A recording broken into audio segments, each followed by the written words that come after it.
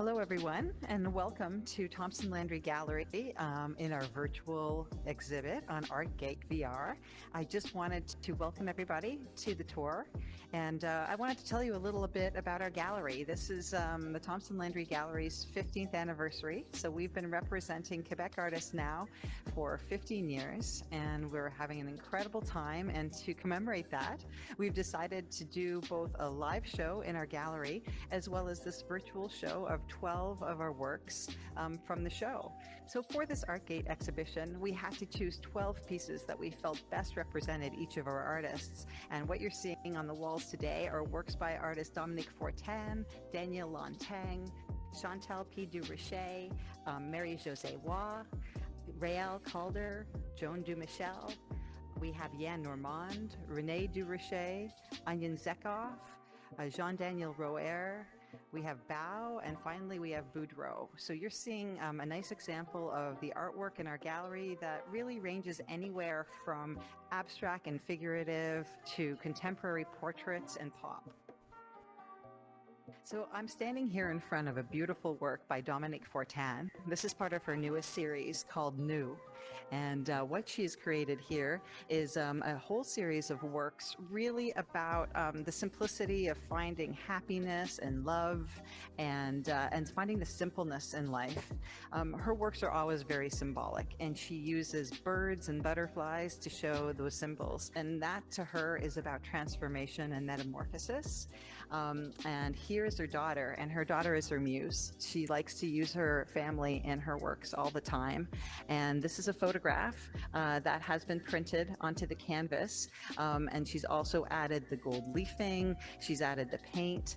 And what I love about this piece is just the expression on her daughter's face. You know, her daughter's come of age now, and she's found love. And so basically her paintings are really reflective of that. Now we're standing here in front of this gorgeous work by Danielle Lintang. It's a 72 by 72 orchid. And this actually is very much reflective of her style, which is basically taking an image of a piece and just taking the perspective and flattening it and making it sort of become a series of lines and planes of color.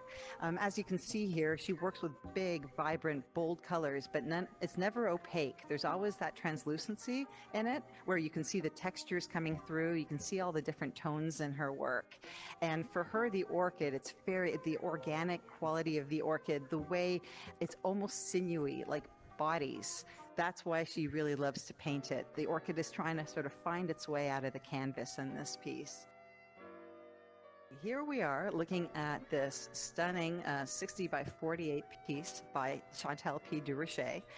This piece actually is a wonderful sort of marriage between two things she loves. She loves to do abstract and she loves to do hyperrealism.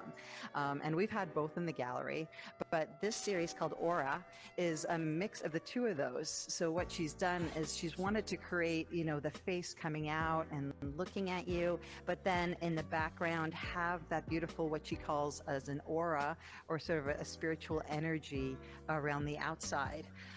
She uses the greens and the blues as the aura because for her that it's a calming, intuitive, compassionate, empathetic color. Here we are standing in front of this gorgeous piece by Josewa. And this one is the perfect reflection of what she does so well. She loves to work in both 3 dimensions, the sculptures, as well as 2 dimensions, these paintings. And it's almost hard to call it a painting because what we're looking at here is there is oil, but there's also the photo transfer, and we have the grinding of the aluminum as well. And on top of that, we also have this lovely engraving that she does. It's not actually her who does that. That's actually another artist named Joanne Du Maurier who does the engraving. So this is actually a work done by 2 artists, really. And this series that she did for our show, for our 15th anniversary, she said is very celebratory. She wanted it to be about celebration and dance and life and light. And so basically we see her sort of in a dance position. It's called Dancing with Light. And then what we have is the grinding of the aluminum being the light that's almost coming out of her. And all of her works are about motion and about strength and fragility. And that's what I love about what she does. We're standing in front of this incredible Abstracted Landscape by artist Raphael Calder. He's famous for his abstracted landscapes, and what he is inspired by is the Canadian North Atlantic coast, and that's what we're seeing here. What he wants to reflect in his works is the that relationship that the wind and the ocean have on the land, and how it's eroding away at the land, how it's leaving the salt and it's leaving the silt and the mud, and what it's leaving behind. And so what we're seeing here is, like, you have that abstracted feel of where does the ocean end and where does the sky begin. He really wanted to make it a little bit like out of focus in areas, because he wanted to leave that abstracted part to symbolize just, our future, that uncertainty about our landscape and what's happening to our landscape nowadays. So here we have a beautiful work by Joan Du Maurier. She created both abstracts and portraits for this show. And this portrait really is unique for her, because usually you'll see like the bright tones in the background, but in this one, she wanted it to feel like it's somebody kind of coming out of the mist, coming out of the darkness. The name of it is called Nouvelle Lune, and she wanted her to be a little bit more mysterious. She still used her gold leafing and her silver leafing in the background, so those reminiscence of the Renaissance that she always seems to harken back to. But what she's also done here is she just has made her a little bit more mysterious in the tones that she's used in the piece. Now we're looking at a gorgeous work by Rene Durache. This is part of her latest series, and I'll tell you a little bit about Rene. She is really very much inspired by her travels. So, her last two series were from Vietnam, inspired by Sicily. During COVID, unfortunately, she couldn't travel.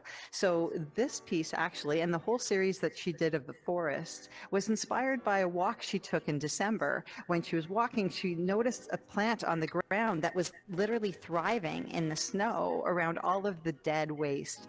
And she thought, this is incredible. They were bright, bright green leaves. So she took home these leaves and she created like these montages, these abstracted montages of the leaves that bring us to the feeling of walking in the forest.